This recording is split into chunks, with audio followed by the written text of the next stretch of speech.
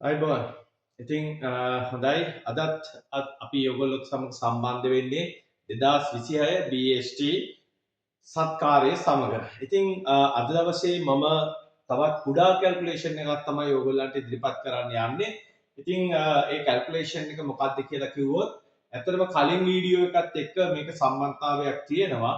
ඔයගොල්ලෝ දන්නවා කලින් වීඩියෝ එකේ මම තෙතමන සමකය කියලා දුන්නා පස පාඩමේදී.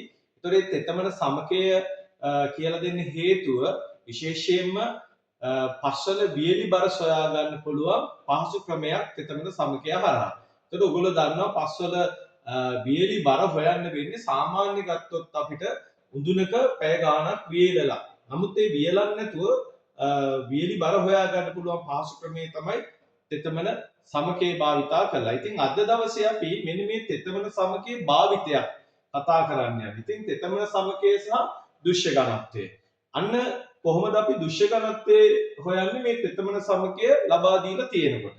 ඉතින් ඔයගොල්ලෝ දන්නවා සාමාන්‍ය පස් සාම්පලයක් ගන්න ක්‍රමවේදය තමයි මෙන්න මේ වගේ GI බටයක් භාවිතා කරලා. ඉතින් මේ GI බටයක් පාවිච්චි කරන්නේ නොබිදුණු පස් සාම්පලයක් ලබා ගන්න ඒ වගේම මේ පස් සාම්පලයේ පරිමාව ගණනය කිරීමේ පහසුව සඳහා.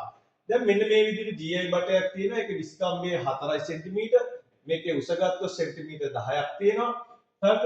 එතකොට මෙන්න මේ GI බටේ භාවිතා කරලා ගත්ත පස් සාම්පලයේ ස්කන්ධය තෙත පස් සාම්පලයේ ස්කන්ධය ග්‍රෑම් 210ක් කියලා මම දීලා තියෙනවා. ඒ වගේම මේ පස් සාම්පලයට අනුරූප තෙතමන සමකය 1.1ක් කියලා දීලා තියෙනවා. එහෙනම් මේ තොරතුරු ටික භාවිතා කරලා අපි කොහොමද දෘශ්‍ය ඝනත්වය හොයන්නේ කියලා බලමු. දැන් ඔයගොල්ලෝ දන්නවා දෘශ්‍ය ඝනත්වය හොයන්න ගන්න සමීකරණය තමයි පසේ වියලි බර බෙදන්න ඕනේ පසේ මුළු පරිමාවෙන්. හරි. එහෙනම් දැන් අපි ඔකේ ওই පද දෙක හොයාගමුකෝ. එතකොට ඔයගොල්ලෝ දන්නවා මෙන්න මේකේ වියලි බර හොයන්න පුළුවන් මෙන්න මේ සමීකරණය පාවිච්චි කරලා. මොකක්ද? වියලි බර හොයාගන්න පුළුවන් තෙතපසේ බර අපි තෙතමන සමකේ බෙදපුවාම. එතකොට මේක කලින් දවසේ කරපු වීඩියෝ එකෙන් මම පැහැදිලි කරලා දුන්නා. එතකොට තෙතපසේ බර තෙතමන සමකයෙන් බෙදෙනවා. එතකොට අපි කොහොමද ඒ දත්ත ලබා ගන්නේ? තෙතපසේ බර ඔයගොල්ලන්ට දීලා තියෙනවා 210ක් කියලා. තෙතමන සමකය එන 1.1. දැන් බලන්න මෙන්න මේක බෙදපුවාම අපිට එනවා වියලි බර 190.9 ග්‍රෑම් කියලා. හරි. එහෙනම් පස්සේ දෘශ්‍ය ඝනත්වය හොයන්න පාවිච්චි කරන වියලි බර අපි හොයාගෙන අවසන්. දැන් අපිට තියෙන්නේ පස්සේ මුළු පරිමාව හොයාගන්නනේ. එහෙනම් මුළු පරිමාව හොයාගන්න පුළුවන් පහසුම ක්‍රමය තමයි අපි පස් සාම්පලයේ භාවිතා කරේ. පස් සාම්පලයේ ලබා ගත්තේ මෙන්න මේ GI බටේ භාවිතා කරලා. එහෙනම් GI බටේ පරිමාව හොයමුකෝ. GI බටේ පරිමාව කෙලින්ම මෙන්න මේ පස්වල පරිමාවට සමාන වෙනවා. බලන්න පස්සේ මුළු පරිමාව සමානයි GI බටේ පරිමාව. කොහොමද GI බටේ පරිමාව හොයන්නේ? ඒකට දීලා තියෙනවා සමීකරණය 5r වර්ග h කියන. 5r වර්ග h කියන සමීකරණය ඔයගොල්ලන්ට හරි පහසුවෙන් හඳුනා ගන්න පුළුවන් සමීකරණයක්. ඔයගොල්ලෝ දන්නවා සිලින්ඩරයක පරිමාව හොයන සමීකරණය. ඉතින් එහෙනම් මේ GI වටේ කියන්නේ සිලින්ඩරාකාරයිනේ. එහෙනම් ඒ නිසා තමයි මෙන්න මේකේ පරිමාව හොයන්න 5r වර්ග h ගත්තේ. ඉතින් එහෙනම් GI වටේ පරිමාව හොයා ගන්න ඕගොල්ලන්ට 5r වර්ග h කියන මෙන්න මේ සමීකරණයට අපේ දත්ත ටික ආදේශ කරන්න තියෙන්නේ. ඉතින් අපි එහෙනම් බලමු සමස්ත දෘශ්‍ය ඝනත්වයේ සමීකරණය ලියලා හරිද? වියලි බල 5r වර්ග h වලින් බෙදපුවාම කොහොමද අපි මේක ගණනය කරන්නේ? එහෙනම් වියලි බල 190.9 කියලා තියෙනවනේ. ඒක අපි හොයාගත්තානේ.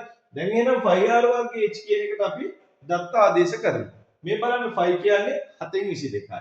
එතකොට මෙතනදී මෙන්න මේ GI බටේ විස්කම්භය 4යිනේ. එහෙනම් දැන් ඒකේ අරය වෙන්නේ 2ක්. එහෙනම් r වර්ගය නිසා අපි 2 වැඩි කිරීම 2 කියලා නැවත වතාවක් ලියලා තියෙනවා. එහෙනම් අවසානට 10 කියන්නේ මෙන්න මේ GI බටේ උස.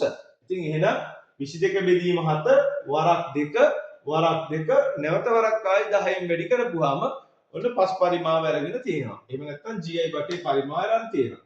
ඉතින් එහෙනම් බලන්නකො අවසානයේ අපි දෘශ්‍ය ඝනත්වයේ අගය ගමුකෝ. මෙන්න මේ වියලි බර මෙන්න මේ පරිමාවෙන් බෙදපුවාම ලැබෙනවා අපිට 1.5යි එකක් කියලා. හැබැයි ඔයගොල්ලෝ හොඳට මතක තියාගන්න අපි සාමාන්‍ය උත්තරයක් කියනකොට ඒකක සහිතව තියන්න ඕනේ. අපි දන්නවා ඝනත්වයේ ඒකක කියන්නේ මොනවද? ඝන සෙන්ටිමීටර ග්‍රෑම්ස්. ඉතින් අපිට මෙන්න මෙතනදී යටකින් එනවා දෙක වැඩි කිරීම 10 කියන්නේ ඇත්තටම සෙන්ටිමීටර වරක් සෙන්ටිමීටර වරක් සෙන්ටිමීටර. ඒක නිසා මම මෙතන දාලා තියෙනවා ඝන සෙන්ටිමීටර කියලා. උඩින් ස්කන්ධයක් නිසා මම මෙතන ග්‍රෑම් කියලා දාලා තියෙනවා. අවසානට සුළු කරපුවාම ඒකක එනවා ඝන සෙන්ටිමීටර ග්‍රෑම්ස් කියලා. ඉතින් ඔන්න ඔය විදිහට තමයි තෙතමන පෙත්සත්තේ තෙතමන සමකයේ දීලා තිබ්බොත් පසක දෘශ්‍ය ඝනත්වයේ වගේ භෞතික ලක්ෂණ හොයන්න. ඉතින් ඔයගොල්ලෝ මේක රිෆර් කරන්න බලන්න මොනවා හරි ගැටලුවක් තියෙනවා නම් කමෙන්ට්ස් එකක් දාන්න. රයිට්. එහෙනම් අපි නැවතත් හම්බෙමු මේ වගේම වීඩියෝ එකකින්. එහෙනම් ආයුබෝවන්.